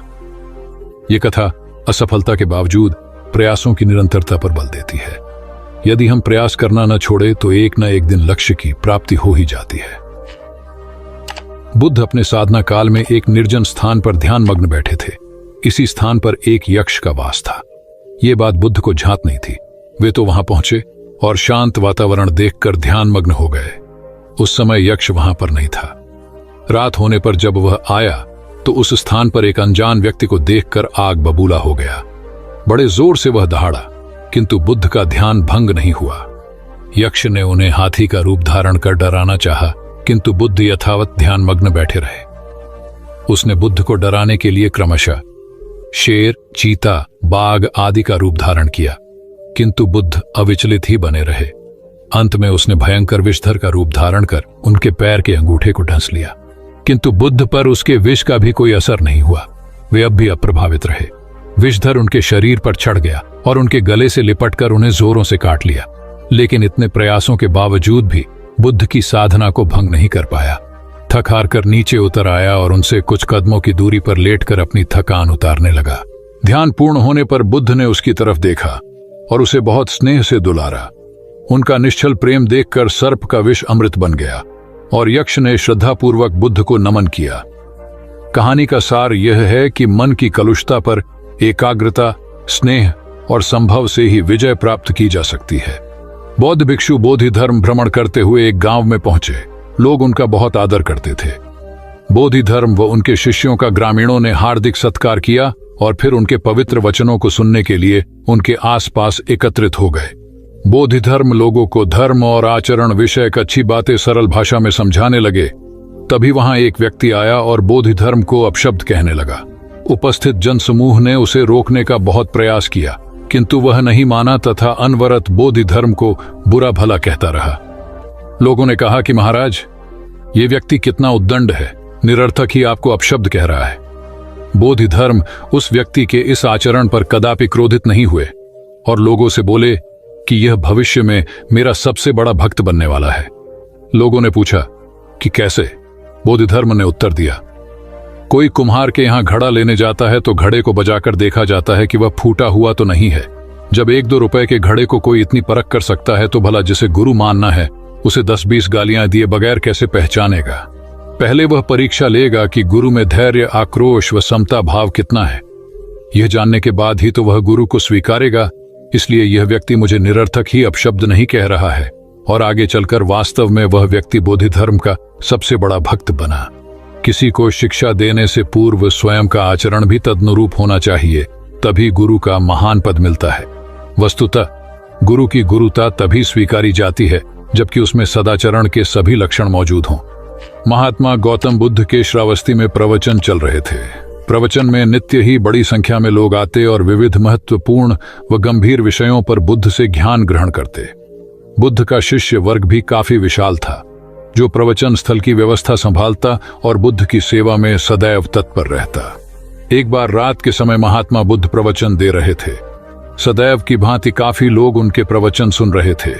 एक व्यक्ति जो बुद्ध के ठीक सामने बैठा था बार बार नींद के झोंके ले रहा था। बुद्ध थोड़ी देर तक तो प्रवचन देते रहे, फिर उससे बोले, वत्स, सो रहे हो? उस व्यक्ति ने हड़बड़ाकर कहा, नहीं महात्मा। बुद्ध ने पुनः प्रवचन प्रारंभ किए। वह व्यक्ति फिर ऊँघने लगा। महात्मा ने फिर वही प्रश्न दोहराया और उसने फिर अचकचाकर नहीं महात्मा कहा। ऐसा लगभग 8-10 बार हो गया। कुछ देर बाद बुद्ध ने उससे पूछा, वत्स, जीवित हो? हर बार की तरह इस बार भी उसने कहा, नहीं महात्मा। यह सुनकर उपस्थित श्रोताओं में हंसी की लहर दौड़ गई और वह व्यक्ति पूर्णतः चैतन्य हो गया। तब बुद्ध गंभीर होकर बोले, वत्स, निद्रा में तुम्हारे मुख से सही उत्तर मिल ही गया। जो निद्रा में है वह मृतक समान ही है। महात्मा बुद्ध का संकेत था कि गुरु से ज्ञान ग्रहण करते वक्त सजगता अत्यंत आवश्यक है। गाफिल रहने की स्थिति में ज्ञान की प्राप्ति पूर्ण नहीं होती और अधकचरा ज्ञान सदैव खतरनाक साबित होता है। कथा सिद्धार्थ के जीवन के उस दौर की है जब वे बुद्धत्व को प्राप्त नहीं हुए थे और निरंजना नदी के तटीय वनों में वृक्ष के नीचे ध्यान करते थे। सिद्धार्थ प्रतिदिन ध्यान करने के बाद पास के किसी गांव में चले जाते और भिक्षा मांगकर लौट आते। कुछ दिनों के बाद उन्होंने भिक्षाटन पर जाना बंद कर दिया, क्योंकि एक गांव के प्रधान की छोटी बेटी सुजाता उनके लिए नित्य भोजन लाने लगी। सिद्धार्थ को वह बड़े स्नेह से भोजन कराती थी। कुछ दिनों बाद उसी गांव का एक चरवाहा भी सिद्धार्थ से प्रभावित होकर उनके पास आने लगा। उसका नाम स्वस्ति था। एक दिन स्वस्ति से सिद्धार्थ बातें कर रहे थे कि सुजाता भोजन लेकर आई। जैसे ही सिद्धार्थ ने भोजन करना शुरू किया, उन्होंने बातचीत बंद कर दी। जितनी देर तक वे भोजन करते रहे, बिल्कुल चुप रहे और वहां सन्नाटा छाया रहा। स्वस्ति को हैरानी हुई। उसने सिद्धार्थ के भोजन करने के उपरांत उनसे पूछा, गुरुदेव, आप मेरे आने के बाद निरंतर वार्तालाप करते रहे, किंतु भोजन के समय एक शब्द भी नहीं बोले। इसका क्या कारण है? सिद्धार्थ बोले, भोजन का निर्माण बड़ी कठिनाई से होता है। किसान पहले बीज बोता है, फिर पौधों की रखवाली करता है और तब कहीं जाकर अनाज पैदा होता है। फिर घर की महिलाएं उसे बड़े जतन से खाने योग्य बनाती हैं।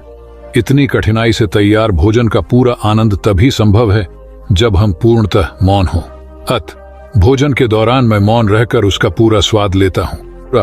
वस्तुतः शांति से किया गया भोजन न केवल शारीरिक भूख को तृप्त करता है, बल्कि मानसिक आनंद और सात्विक ऊर्जा भी देता है।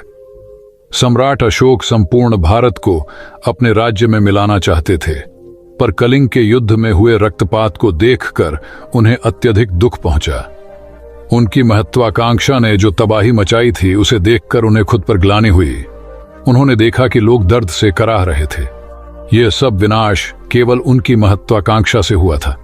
यह सब देखकर अशोक के मन में विनाश का पथ छोड़कर नेकी के रास्ते पर चलने का विचार जगा। अशोक की राजधानी पाटलिपुत्र थी। पाटलिपुत्र अब पटना के रूप में जाना जाता है। पटना से गया भी अधिक दूर नहीं है, जहां बोधि वृक्ष के नीचे महात्मा बुद्ध को ज्ञान प्राप्त हुआ था। बुद्ध के अष्टप्रद मार्ग शांति और दया के संदेश ने अशोक के दिलो दिमाग में इतनी उथल पुथल पैदा कर दिया कि उन्होंने उस मार्ग को अपनाने का फैसला किया। इस पथ पर चलने से उन्होंने इतिहास में अपनी अमिट छाप छोड़ी। अशोक ने अपने पुत्र को सिलोन, अब श्रीलंका, और अन्य कई लोगों को सुदूर क्षेत्रों में दूत बनाकर भेजा। एक निर्दयी महत्वाकांक्षा एक ऐसे पवित्र उद्देश्य में बदल चुकी थी जिसमें कुछ अच्छा कर गुजरने की, करुणा और प्रेम के संदेश को चारों ओर फैलाने की इच्छा थी। करुणा केवल दया भावना मात्र नहीं है, ये आपके अंदर दूसरों की मदद करने की तीव्र इच्छा पैदा करती है। इसी भावना ने बुद्ध को भगवान और अशोक को महान बनाया। तथागत बुद्ध उन दिनों मगध प्रवास पर थे, साथ में शिष्यों का बड़ा समूह भी था। प्रतिदिन बुद्ध के प्रवचन होते जिनका लाभ लेने के लिए बड़ी संख्या में लोग आते। इन लोगों में साधारण जन के साथ विशिष्ट हस्तियां भी शामिल रहती थीं। हालांकि बुद्ध सभी के प्रति समान रूप से प्रेम व आत्मीयता का व्यवहार रखते थे। इन लोगों में नगर सेठ का पुत्र भी था जो बड़े ध्यान से बुद्ध के प्रवचन सुनता था। वह नित्य ही बुद्ध के शिष्यों के समक्ष बुद्ध की तारीफों के पुल बांधता और धन्य धन्य भाव से घर जाता। एक दिन प्रवचन समाप्त होने के बाद उसने किसी शिष्य से कहकर बुद्ध से मिलने की हार्दिक इच्छा प्रकट की। जब उसे बुद्ध के सामने ले जाया गया तो उसने उन्हें साष्टांग प्रणाम कर कहा, भगवान, आप जैसा तपस्वी और ज्ञानी व्यक्ति पहले न कभी हुआ था और न भविष्य में होगा। यह सुनते ही बुद्ध ने उसकी बात बीच में ही रोककर कहा, वत्स, क्या तुमने इतना अध्ययन कर लिया है कि अब तक कितने संत महापुरुष हुए हैं, और क्या भविष्य भी जान चुके हो कि आगे और कोई नहीं होगा? युवक लज्जित भाव से चुप खड़ा रहा, क्योंकि इस बात का उसके पास कोई जवाब नहीं था। बुद्ध ने अपनी बात समाप्त करते हुए उसे सीख दी, सदैव अपनी आंखें खुली रखो। जो जैसा है उसे वैसा ही महत्व दो, किसी से उसकी तुलना मत करो। कथा का सार यह है कि किसी भी क्षेत्र के अधिकारी विद्वान की स्वतंत्र रूप से प्रशंसा करना उचित है, किंतु सर्वश्रेष्ठ बताना अनुचित, क्योंकि श्रेष्ठता को व्यक्ति, समय व स्थान की सीमाओं में नहीं बांधा जा सकता। आनंद भगवान बुद्ध के प्रमुख व प्रिय शिष्य थे। उनके स्वभाव में उदारता, स्नेह व सहिष्णुता जैसे गुण शामिल थे। वे सभी के प्रति समान व्यवहार करते थे। उनकी दृष्टि में कोई छोटा या बड़ा नहीं था। एक बार आनंद कहीं जा रहे थे। रास्ते में उन्हें बड़े जोर की प्यास लगी। आसपास देखा तो निकट ही कुआं दिखाई दिया। वे वहां पहुंचे। कुएं से एक लड़की पानी भर रही थी। आनंद ने उसके पास जाकर कहा, बहन, मैं बड़ी दूर से आ रहा हूं, मुझे बहुत जोर से प्यास लगी है, कृपा कर पानी पिला दो। उनकी बात सुनते ही लड़की कांप उठी, क्योंकि वह अछूत जाति की थी। वह जानती थी कि किसी ऊंची जाति के व्यक्ति को पानी पिलाना उसके अधिकार क्षेत्र से बाहर है। वह निगाह नीची कर चुपचाप खड़ी रही। आनंद ने प्यास से व्याकुल होकर फिर कहा, बहन, तुमने सुना नहीं, प्यास के मारे मेरे प्राण निकले जा रहे हैं, मुझे पानी पिला दो। लड़की भयवश कुछ नहीं बोल पाई। जब आनंद ने बड़े स्नेह से उससे पानी न पिलाने का कारण पूछा तो वह बोली, मैं निम्न जाति की कन्या हूं, आपको पानी कैसे पिला सकती हूं? उसकी बात सुनकर आनंद ने कहा, बहन, मैंने तुमसे पानी मांगा है, जाति तो नहीं पूछी। आनंद की उदारता ने उस कन्या का भय दूर कर दिया और उन्हें पानी पिलाकर वह धन्य हो गई। कथा का सार यह है कि ईश्वर की दृष्टि सम होने के कारण उसने सभी मनुष्यों को समान शरीर, बुद्धि और भावना से नवाजा है। अपने सृष्टिकर्ता के विरुद्ध जाकर मानव मानव में भेद करना सर्वथा अनुचित है। एक बार भगवान बुद्ध अपने शिष्यों के साथ पाटलिपुत्र पहुंचे। सभी लोग एक विहार में रुके। भोजन के बाद बुद्ध ने आनंद से अगले दिन से प्रवचन आरंभ करने को कहा। अगले दिन बुद्ध का प्रवचन सुनने बड़ी संख्या में लोग उपस्थित थे। बुद्ध प्रवचन देने के बाद लोगों से मिलते, उनकी समस्याएं सुनते और नेक सलाह देते। एक दिन प्रवचन के समय बुद्ध के शिष्य आनंद ने उनसे पूछा, भंते, आपके सामने हजारों लोग बैठे हैं, बताइए कि इनमें सबसे सुखी कौन है? बुद्ध ने एक विहंगम दृष्टि भीड़ पर डालते हुए कहा, वह देखो, सबसे पीछे एक दुबला पतला फटे वस्त्र पहने जो आदमी बैठा है, वह सर्वाधिक सुखी है। आनंद सहमत नहीं हुआ। वह बोला, यह कैसे संभव है? वह तो बहुत दयनीय जान पड़ता है। बुद्ध ने अपनी बात सिद्ध करने के लिए बारी बारी से सामने बैठे लोगों से पूछा, तुम्हें क्या चाहिए? किसी ने संतान मांगी तो किसी ने मकान, कोई रोग मुक्ति चाहता था तो कोई अपने शत्रु पर विजय। ऐसा एक भी व्यक्ति नहीं था जिसे कोई इच्छा ना हो। अंत में बुद्ध ने उस फटेहाल आदमी को बुलाकर पूछा, तुम्हें क्या चाहिए? उसने हाथ जोड़कर जवाब दिया, कुछ नहीं। यदि ईश्वर को मुझे कुछ देना ही है तो बस इतना कर दें कि मेरे अंदर कभी कोई चाह पैदा ना हो। मैं ऐसे ही स्वयं को सबसे बड़ा सुखी मानता हूं। उसकी बात सुनकर आनंद से बुद्ध ने कहा, आनंद, जहां चाह है वहां सुख नहीं हो सकता। आनंद ने बुद्ध की इस शिक्षा को सदा के लिए गांठ बांध लिया। सार यह है कि लालसा से लोभ बढ़ता है, जो असंतोष का जनक होता है। यदि सही अर्थों में सुख पाना है तो किसी लालसा की बजाय उपलब्ध स्थितियों में संतुष्ट रहना चाहिए। गौतम बुद्ध ने बहुत से अज्ञानी लोगों को सम्यक दृष्टि प्रदान की थी। तब को बात है, कौसाम्बी में एक ब्रह्मचारी रहता था। उसे अभिमान था कि उस जैसा कोई विद्वान नहीं है, इसलिए अपने साथ सदैव जलती मशाल रखता था। गौतम बुद्ध ने देखा तो उसे पूछा, अरे ये मशाल लिए क्यों घूमते हो? ब्रह्मचारी ने उत्तर दिया, सभी प्राणी अंधकार और अज्ञान में पथभ्रष्ट हैं, उन्हें रास्ता दिखाने के लिए मशाल लिए घूमता हूं। तथागत ने पूछा, क्या तुम्हें 4 प्रकार की विद्याओं, शब्द विद्या, नक्षत्र विद्या, राज विद्या व युद्ध विद्या का पूर्ण ज्ञान है? ब्रह्मचारी ने अपनी अनभिज्ञता प्रकट करते हुए मशाल फेंक कर तथागत के चरणों में मस्तक झुका दिया। उसका ज्ञान गर्व चूर हो गया। जो दूसरों को मूर्ख समझकर उनसे घृणा करता है, वो उस व्यक्ति की तरह है जो स्वयं अंधा होकर दूसरों को मशाल दिखाता घूमता है। अहंकारी कभी विवेकवान नहीं हो सकता और बिना विवेक के सत असत का ज्ञान नहीं हो सकता। अंततः ऐसे विवेकांत व्यक्ति को जीवन में कोई उपलब्धि प्राप्त नहीं होती, हताशा ही हाथ लगती है। काशाय वस्त्र पहन लिए। उसने सुना, आप एकाहारी हो गए हैं, वह भी एकाहारी हो गई। आपने उत्तम पलंग पर सोना त्याग दिया है तो इसने भी त्याग दिया। आपने माला का त्याग किया, गंध का त्याग किया तो इसने भी वह सब त्याग दिया।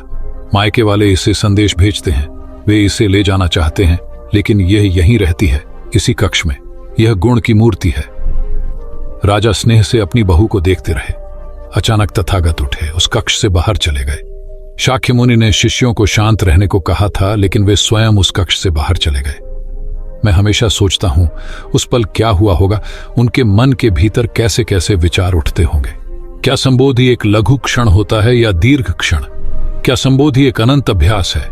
क्या संयम उसका गरुड़यान है? धम्मपद का 13वां श्लोक बार बार याद आता है, यथागारम दुछेन बुट्टी समति विभजति एवं अभावितम चित्तम राघो समति विभजति।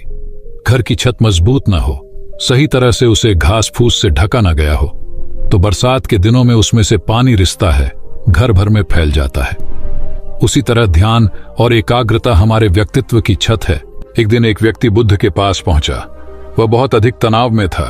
अनेक प्रश्न उसके दिमाग में घूम घूम कर उसे परेशान कर रहे थे, जैसे आत्मा क्या है, आदमी मृत्यु के बाद कहां जाता है, सृष्टि का निर्माता कौन है, स्वर्ग नरक की अवधारणा कहां तक सच है और ईश्वर है या नहीं।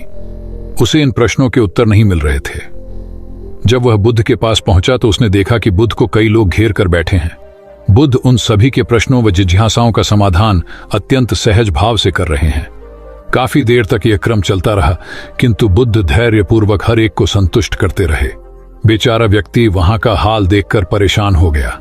उसने सोचा कि इन्हें दुनियादारी के मामलों में पड़ने से क्या लाभ, अपना भगवत भजन करें और बुनियादी समस्याओं से ग्रस्त इन लोगों को भगाए। किंतु बुद्ध का व्यवहार देखकर तो ऐसा लग रहा था मानो इन लोगों का दुख उनका अपना दुख है। आखिर उस व्यक्ति ने पूछ ही लिया, महाराज, आपको इन सांसारिक बातों से क्या लेना देना? बुद्ध बोले, मैं ज्ञानी नहीं हूं और इंसान हूं। वैसे भी वह ज्ञान किस काम का जो इतना घमंडी और आत्म केंद्रित हो कि अपने अतिरिक्त दूसरे की चिंता ही न कर सके। ऐसा ज्ञान तो अज्ञान से भी बुरा है। बुद्ध की बातें सुनकर व्यक्ति को उलझन दूर हो गई। उस दिन से उसकी सोच व आचरण दोनों बदल गए।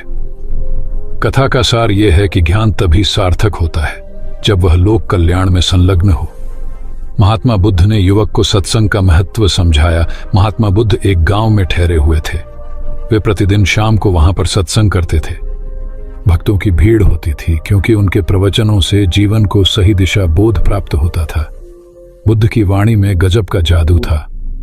तब बुद्ध ने उसे समझाया, यदि इसी तरह उसे पानी में निरंतर डालते रहोगे तो कुछ ही दिनों में ये छेद फूलकर बंद हो जाएंगे और टोकरी में पानी भर पाओगे।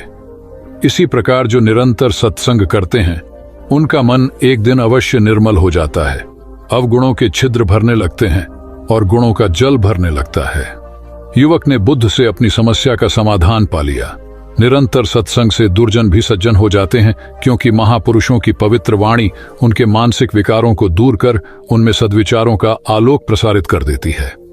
एक आदमी को बुद्ध ने सुझाव दिया कि दूर से पानी लाते हो, क्यों नहीं अपने घर के पास एक कुआं खोद लेते? हमेशा के लिए पानी की समस्या से छुटकारा मिल जाएगा। सलाह मानकर उस आदमी ने कुआं खोदना शुरू किया, लेकिन 7-8 फीट खोदने के बाद उसे पानी तो क्या, गीली मिट्टी का भी चिन्ह नहीं मिला। उसने वह जगह छोड़कर दूसरी जगह खुदाई शुरू की, लेकिन 10 फीट खोदने के बाद भी उसमें पानी नहीं निकला। उसने फिर तीसरी जगह कुआं खोदना शुरू किया, लेकिन यहां भी उसे निराशा ही हाथ लगी। इस क्रम में उसने 8-10 फीट के 10 कुएं खोद डाले, लेकिन पानी कहीं नहीं मिला। वह निराश होकर बुद्ध के पास गया। उसने बुद्ध को बताया कि मैंने 10 कुएं खोद डाले, मगर पानी एक में भी नहीं निकला। बुद्ध को आश्चर्य हुआ। वे स्वयं चलकर उस स्थान पर आए जहां उसने 10 गड्ढे खोदे हुए थे। बुद्ध ने उन गड्ढों की गहराई देखी और सारा माजरा समझ गए। फिर वे बोले, 10 कुएं खोदने की बजाय एक कुएं में ही तुम अपना सारा परिश्रम लगाते तो पानी कब का मिल गया होता। तुम सब गड्ढों को बंद कर दो, केवल एक को गहरा करते जाओ, पानी निकल आएगा। उसने बुद्ध को बात मानकर ऐसा ही किया। परिणाम स्वरूप कुआं पूर्ण होते ही पानी निकल आया। सबने भगवान बुद्ध की जय जयकार की। धन्ना सेठ के पास 7 पुश्तों के पालन पोषण जितना धन था। उसका व्यापार चारों तरफ फैला हुआ था, किंतु फिर भी उसका मन अशांत रहता था। कभी धन की सुरक्षा की चिंता, तो कभी व्यापारिक प्रतिस्पर्धा में आगे निकलने का तनाव। चिंता और तनाव के कारण वह अस्वस्थ रहने लगा। उसके मित्र ने उसकी गिरती दशा देखी तो उसे बुद्ध के पास जाने की सलाह दी। सेठ बुद्ध के पास पहुंचा और अपनी समस्या बताई। बुद्ध ने उसे सांत्वना देते हुए कहा, तुम घबराओ मत, तुम्हारा कष्ट अवश्य दूर होगा। बस तुम यहां कुछ दिन रहकर प्रभु का ध्यान किया करो। बुद्ध के कहे अनुसार सेठ ने रोज ध्यान करना शुरू कर दिया, किंतु सेठ का मन ध्यान में नहीं लगा। वह जैसे ही ध्यान करने बैठता, उसका मन फिर अपनी दुनिया में चला जाता। उसने बुद्ध को यह बात बताई, किंतु बुद्ध ने कोई उपाय नहीं बताया। थोड़ी देर बाद जब सेठ बुद्ध के साथ वन में सायंकालीन भ्रमण कर रहा था, तो उसके पैर में एक कांटा चुभ गया। वह दर्द के मारे कराहने लगा। बुद्ध ने कहा, बेहतर होगा कि तुम जी कड़ाकर कांटे को निकाल दो, तब इस दर्द से मुक्ति मिल जाएगी। सेठ ने मन कड़ाकर कांटा निकाल दिया। उसे चैन मिल गया। तब बुद्ध ने उसे समझाया, ऐसे ही लोभ, मोह, क्रोध, घमंड व द्वेष के कांटे तुम्हारे मन में गड़े हैं। जब तक अपने मन की संकल्प शक्ति से उन्हें नहीं निकालोगे, अशांत ही रहोगे। सेठ का अज्ञान बुद्ध के इन शब्दों से दूर हो गया और उसने निर्मल हृदय की राह पकड़ ली। अपनी कुप्रवृत्तियों से मुक्ति के लिए संकल्पबद्धता अनिवार्य है। जब तक व्यक्ति दृढ़ निश्चय न कर ले, वह अपनी गलत आदतों से मुक्त नहीं हो सकता। बुद्ध की शिक्षा से गांव का उद्धार हुआ। एक युवक ने बुद्ध से आकर कहा, मेरा गांव अशिक्षित है। मैं अपने परिवार से झगड़कर थोड़ा बहुत पढ़ पाया हूं। आगे और पढ़ना चाहता हूं, किंतु सभी रोक रहे हैं। घर के लोग सोचते हैं कि खेती में खूब पैसा है और उसके लिए किसी शिक्षा की आवश्यकता नहीं है। यही सोच गांव वालों की भी है। कृपया आप मेरे गांव चलकर वहां शिक्षा का प्रसार करवाइए। बुद्ध युवक की बात मानकर गांव आ गए। धर्मभीरू ग्रामीणों ने बुद्ध का सत्कार किया और रोज उनके प्रवचन सुनने आने लगे। बुद्ध जब भी शिक्षा का महत्व बताते, ग्रामीण विरोधी मत रखते। एक दिन एक महिला अपने 5 साल के बच्चे के लिए पूछने लगी कि उसे किस उम्र से शिक्षा दिलवाए। तब बुद्ध ने समझाया कि तुम्हें तो 5 वर्ष पूर्व उसकी शिक्षा शुरू कर देनी थी। उसे क्या खाना है, क्या नहीं, कैसे क्या बोलना है आदि बातें शुरू से सिखाओगी, तभी तो वह अपना उचित ख्याल रख सकेगा। बुद्ध की यह बात महिला सहित सभी ग्रामीणों को समझ में आ गई। उन्होंने अपने बच्चों को विद्यालय भेजना शुरू किया। यह समय वर्षा का था। युवक ने लोगों को जल संग्रहण की तकनीक बताई। अधिकांश ने उपहास किया, किंतु युवक अपना काम करता रहा। बुद्ध का सहयोग प्राप्त था, इसलिए किसी ने उसका खुलकर विरोध नहीं किया। जब गर्मी में भीषण जल संकट के कारण फसलें सूखने लगीं, तो युवक ने कुएं खुदवाए, जिनमें जल संग्रहण की तकनीक के कारण खूब पानी निकला। ग्रामीण अब शिक्षा का महत्व समझ चुके थे। धीरे धीरे संपूर्ण गांव शिक्षित हो गया। ज्ञान हर उम्र में अर्जित किया जा सकता है। यही ज्ञान हमें जीवन में आने वाली समस्याओं के समाधान की राह सुझाता है।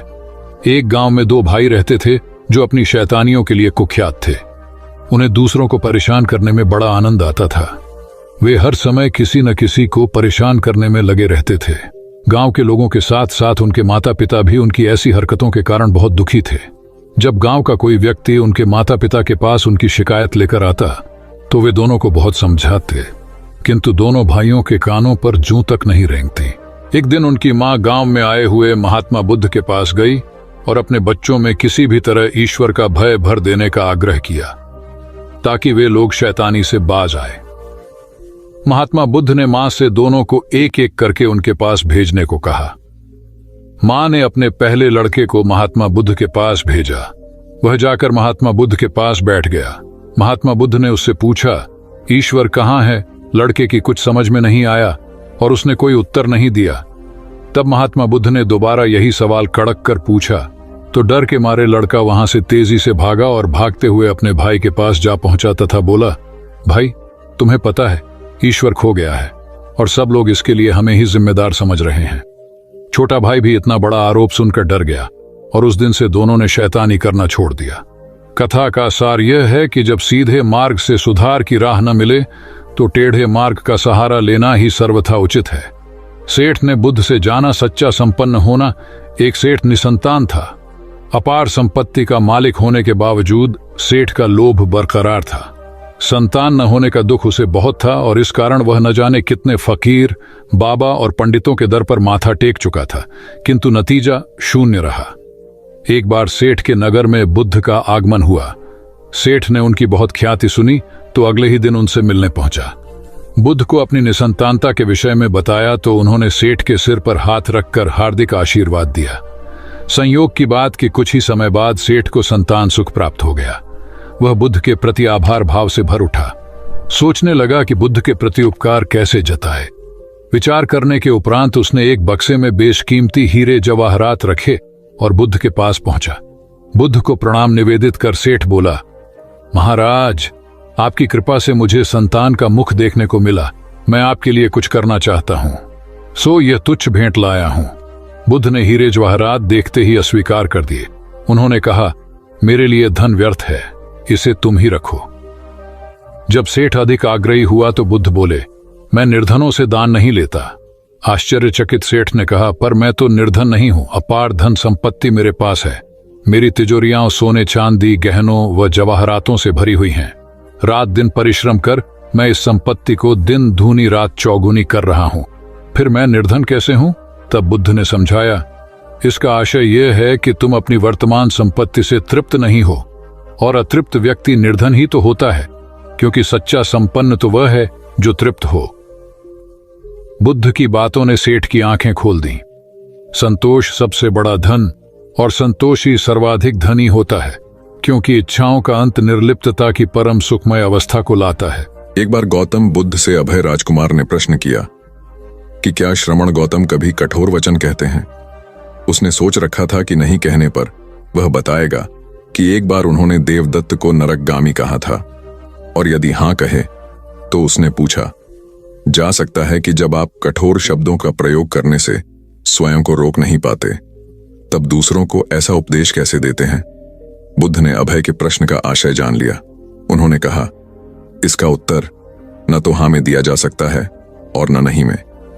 अभय की गोद में उस समय एक छोटा बालक था। उसकी ओर इशारा करते हुए बुद्ध ने पूछा, राजकुमार, यदि दाई के अनजाने में यह बालक अपने मुख में कांट का टुकड़ा डाल ले, तब तुम क्या करोगे? मैं उसे निकालने का प्रयास करूंगा। यदि वह आसानी से न निकल सकता हो तो बाएं हाथ से उसका सिर पकड़कर दाहिने हाथ की उंगली को टेढ़ा करके उसे निकालूंगा। यदि खून निकलने लगे तो भी मेरा यही प्रयास रहेगा कि वह कांट का टुकड़ा किसी न किसी तरह बाहर निकल आए। ऐसा क्यों? इसलिए कि भंते इसके प्रति मेरे मन में अनुकंपा है। राजकुमार, ठीक इसी तरह तथागत जिस वचन के बारे में जानते हैं कि यह मिथ्या या अनर्थकारी है और उससे दूसरों के हृदय को ठेस पहुंचती है, तब उसका वे कभी उच्चारण नहीं करते। पर इसी तरह जो वचन उन्हें सत्य और हितकारी प्रतीत होते हैं तथा दूसरों को प्रिय लगते हैं, उनका वे सदैव उच्चारण करते हैं। इसका कारण यही है कि तथागत के मन में सभी प्राणियों के प्रति अनुकंपा है। भगवान बुद्ध देव और मनुष्यों के शास्ता थे, परंतु सबसे पहले वह मनुष्य थे। मनुष्य बढ़कर देवता बनता है, यह प्राचीन मान्यता थी। आज भी हम मनुष्यत्व के ऊपर देवत्व की बात करते हैं, परंतु बुद्ध ने इस क्रम को पलट दिया। उन्होंने कहा, यह जो मनुष्यता है वही देवताओं का सुगति प्राप्त करना कहलाती है। देवता जब सुगति प्राप्त करता है तब वह मनुष्य बनता है। देवताओं में विलास है, राग, द्वेष, ईर्ष्या और मोह भी वहां है। निर्वाण की साधना वहां नहीं हो सकती। इसके लिए देवताओं को मनुष्य बनना पड़ता है। मनुष्यों में ही देव पुरुष का आविर्भाव होता है, जिनको देवता नमस्कार करते हैं। मानवता धर्म का उपदेश देने वाले बुद्ध स्वयं मानवता के जीते जागते रूप थे। यहाँ उनके जीवन से संबंधित कुछ प्रसंग दिए जाते हैं, जिनसे उनके व्यक्तित्व में बैठी हुई गहरी मानवता का दर्शन होता है। भगवान का परिनिर्वाण होने वाला है। रात का पिछला पहर है। भिक्षु उनकी शैया को घेरे बैठे हैं। बुद्ध उन्हें उपदेश दे रहे हैं। कह रहे हैं, भिक्षुओं, बुद्ध धर्म और संघ के विषय में कुछ शंका हो तो पूछ लो।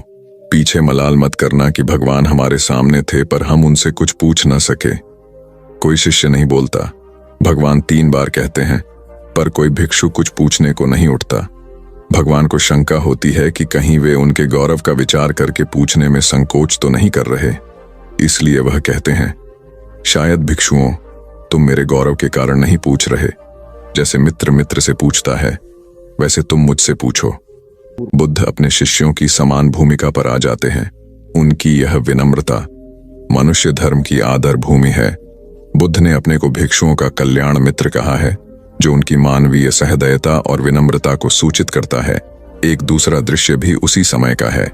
चंद कर्मार पुत्र के यहाँ बुद्ध ने अंतिम भोजन किया था। उसके बाद ही उन्हें खून गिरने की कड़ी बीमारी हो गई थी, जो उनके शरीरांत का कारण बनी। बुद्ध को उसके हृदय का बड़ा ध्यान था। भक्त उपासक को यह अफसोस हो सकता था कि उसका भोजन करके ही भगवान का शरीर छूट गया। इसलिए आखिरी सांस लेने से पहले उन्होंने आनंद को आदेश दिया, आनंद, चंद कर्मार पुत्र की इस चिंता को दूर करना और कहना, आयुष्मान तूने बद्धा लाभ कमाया कि मेरे भोजन को करके तथागत परिनिर्वाण को प्राप्त हुए। जिसके हृदय में अगाध करुणा थी, वह ऐसा क्यों न कहता। उसने अपने पति के द्वारा बुद्ध के चरणों में प्रणाम अर्पित करवाया। भगवान ने उसे आशीर्वाद देते हुए कहा, कोल्य पुत्री सुप्रवास, सुखी हो जाए, चंगी हो जाए। सुखी और चंगी होकर बिना किसी कष्ट के वह पुत्र प्रसव करे।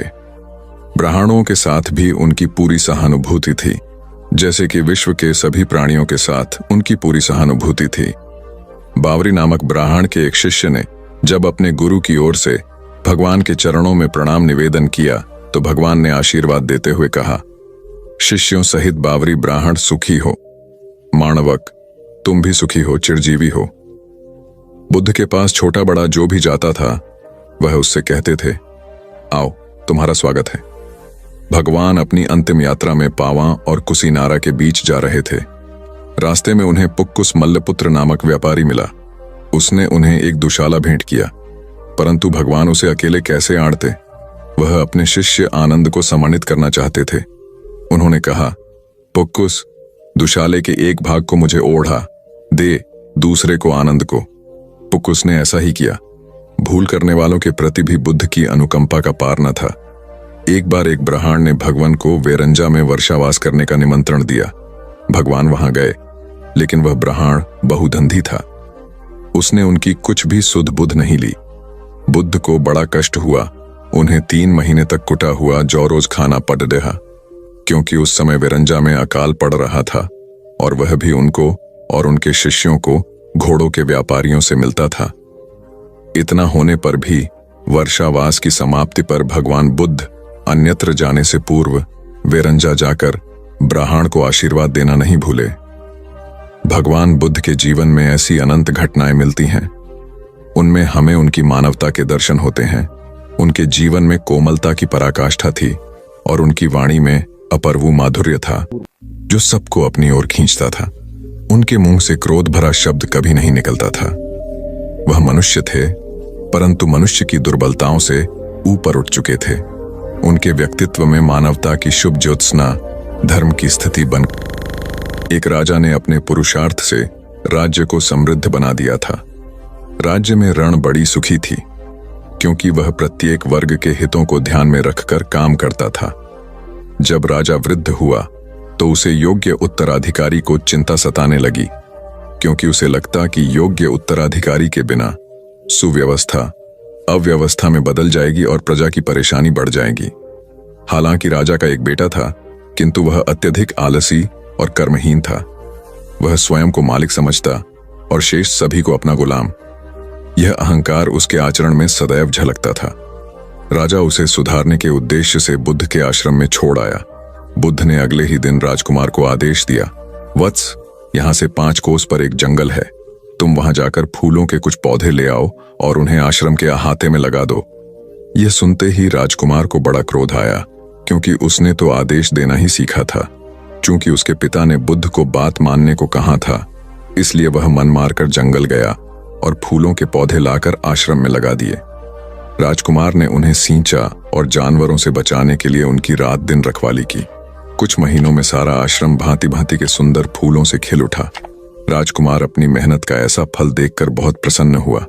बुद्ध ने उसे शाबाशी देते हुए समझाया, वत्स, याद रखो, जो सोता है उसका भाग्य भी सो जाता है, और जो चलता है उसका भाग्य निरंतर उसके साथ चलता है।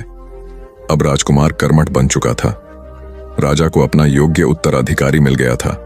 कर्म सफलता की कुंजी है, अतः सदैव कर्मरत रहे। महात्मा गौतम बुद्ध के श्रावस्ती में प्रवचन चल रहे थे।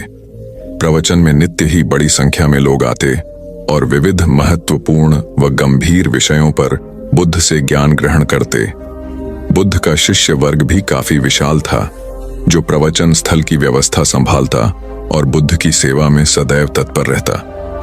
एक बार रात के समय महात्मा बुद्ध प्रवचन दे रहे थे। सदैव की भांति काफी लोग उनके प्रवचन सुन रहे थे। एक व्यक्ति जो बुद्ध के ठीक सामने बैठा था, बार बार नींद के झोंके ले रहा था। बुद्ध थोड़ी देर तक तो प्रवचन देते रहे, फिर उससे बोले, वत्स, सो रहे हो? उस व्यक्ति ने हड़बड़ाकर कहा, नहीं महात्मा। बुद्ध ने पुनः प्रवचन प्रारंभ किए। वह व्यक्ति फिर ऊँघने लगा। महात्मा ने फिर वही प्रश्न दोहराया और उसने फिर अचकचाकर नहीं महात्मा कहा। ऐसा लगभग 8-10 बार हो गया। कुछ देर बाद बुद्ध ने उससे पूछा, वत्स, जीवित हो? हर बार की तरह इस बार भी उसने कहा, नहीं महात्मा। यह सुनकर उपस्थित श्रोताओं में हंसी की लहर दौड़ गई और वह व्यक्ति पूर्णतः चैतन्य हो गया। तब बुद्ध गंभीर होकर बोले, वत्स, निद्रा में तुम्हारे मुख से सही उत्तर मिल ही गया। जो निद्रा में है वह मृतक समान ही है। महात्मा बुद्ध का संकेत था कि गुरु से ज्ञान ग्रहण करते वक्त सजगता अत्यंत आवश्यक है। गाफिल रहने की स्थिति में ज्ञान की प्राप्ति पूर्ण नहीं होती और अधकचरा ज्ञान सदैव खतरनाक साबित होता है। ऐसे ही स्टोरी सुनने के लिए मेरे YouTube चैनल वंदना तरंग को सब्सक्राइब करें और बेल आइकॉन दबाना मत भूलें। साथ में मेरे वीडियो को लाइक और शेयर करें। चलिए अगले दिन मिलते हैं नई स्टोरी के साथ। तब तक रखिए अपना बेहतर ख्याल। धन्यवाद।